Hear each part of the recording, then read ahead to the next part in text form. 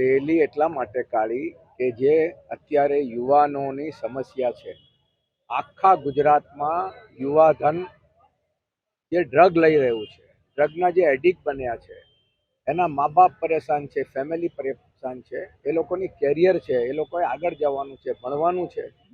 ત્યારે આ દરેક જગ્યાએ ખાસ કરીને શૈક્ષણિક સંકુલોની આજુબાજુ અને મોટા સેન્ટરોમાં અને કેટલા ખુલ્લા જગ્યાઓમાં લોકો ડ્રગ લે છે, ડ્રગ પકડાય છે, પણ હજુ સુધી એનો નાશ થયો નથી. કોણ મોકલાવે છે, કોણ આ કરી રહ્યું છે?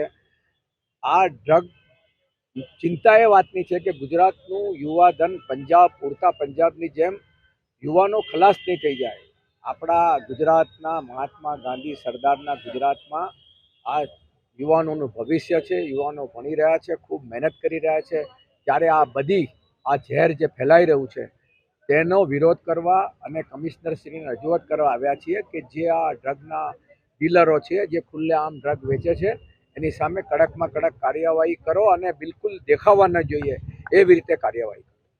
વાત કરીએ તો એક જમાનામાં કરતા પોલીસ ફોર્સનો વધારો થયો, પોલીસ સ્ટેશનો વધી રહ્યા છે, તો બી આ દૂષણ કેમ વધી રહ્યું છે? તમે એની ચિંતા અમને જ છે. એટલે તુષારભાઈને તમે કઈ રીતે મૂલવો છો? એની ચિંતા અમે કરી રહ્યા છીએ કે આટલું બધું હોવા છતાં આના પર જ છોકરાઓ જે રીતે બગડી રહ્યા છે. ક્રાઇમની વાત છોડો, એ બધું ચાલુ છે, પણ આ જે રીતે થઈ રહ્યું છે ને એટલી ફાસ્ટ કેન્સરની જેમ પ્રસરી રહ્યું છે, તો આને માટે સ્પેશિયલ સ્કોડો, સ્પેશિયલ બંદોબસ્ત કરીને આને બંધ કરો. તુષારભાઈએ પણ હમણાં વાત કરી કે આવનારી વિધાનસભામાં પણ આનો મોટામાં મોટો મુદ્દો ઉઠાવવામાં આવશે.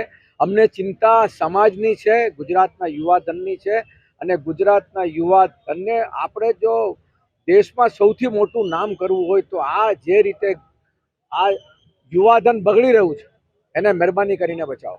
કાયદા અને વ્યવસ્થા બાબતમાં ગુજરાતનું જે અત્યારે ઉઠતા પંજાબ જેવી વાત કરો છો તમે, કાયદો અને વ્યવસ્થા કઈ રીતે તમે મૂલવો છો? એ પણ અમારો મુદ્દો રહ્યો છે, પણ આજે ફોકસ અમે કાયદા વ્યવસ્થાનો મુદ્દો ચાલતો આવ્યો છે, વિધાનસભામાં રહી છે. અમે એને માટે રોજ ચર્ચાઓ કરીએ છીએ, અમે રોજ એને માટે ચિંતિત થઈને અમે રજૂઆતો કરીએ છીએ. અત્યારે મુદ્દો માત્ર ને માત્ર ડ્રગનો યુવાનોને લઈને આવ્યા. યુવક કોંગ્રેસ NSUI સ્ટડી તમે જુવાન છોકરાઓને જોઈ શકો છો, એ લોકો આવ્યા છે. યુવાનો આવતીકાલનું ભવિષ્ય છે, એને બચાવવાની વાત કરી છે, તો આ અટકશે નહીં તો કોંગ્રેસ કઈ જગ્યા પર કઈ રીતે આંદોલન કરશે? અમારા આંદોલન શરૂ થઈ ગયા છે. લોકશાહી પદ્ધતિએ અમે આંદોલન કરી રહ્યા છીએ. અમે લોકશાહી પદ્ધતિએ રજૂઆતો કરી રહ્યા છીએ. આપના માધ્યમથી અમે આ મેસેજ સરકાર અને પ્રજાને, યુવાનોને પહોંચાડી રહ્યા છીએ. અને આપને પણ હું ધન્યવાદ આપું છું કે આ મુદ્દા પર મીડિયા સમાજને બચાવે, ગુજરાતના યુવાધનને બચાવે ને ગુજરાતને બચાવે.